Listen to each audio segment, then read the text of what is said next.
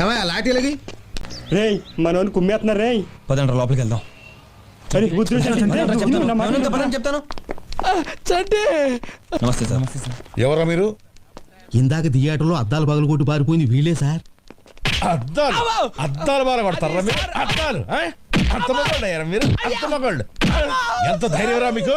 రే చంపేస్తాను రే సార్. ఒక్కండి వదలదు సార్. చాలు రే ఎరగా తీస్తా. అప్పుడు ఎందుకు పారిపోయారు? ఇప్పుడు ఎందుకు వచ్చారు? దొరకం అనుకోను, ఇటు దొరికిపోయాడు.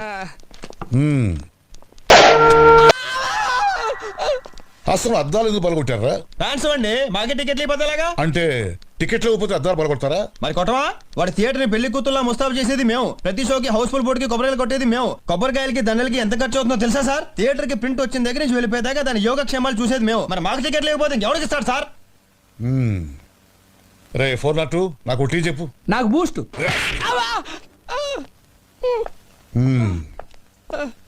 రేయ్ నీ పేరేంట్రా? జిత్తు సార్. నీ పేరేంట్రా? నా పేరు సాయి అండి. నీ పేరేంట్రా? చంటిగాడ్ సార్. చంటి గాడ? అవునండి, చంటిగాడ్. వీళ్ళందరూ అలా పిలుస్తుంటారు.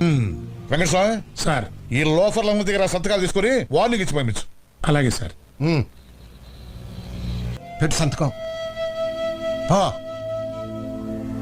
రారా. ఇక్కడేనా సార్? వీడు మీ కొడుకేనండి? కాదండి, కొడుకు లాంటి వాడిని. ఒక్క తీస్తా. పెట్టరా సంతకం. ఫ్యాన్స్ బిల్డప్ పెట్టరుగా. ఉంటాను సార్. ఉంటా సార్. ఉంటాను సార్. వెళ్ళొస్తాను సార్. కావాలరా?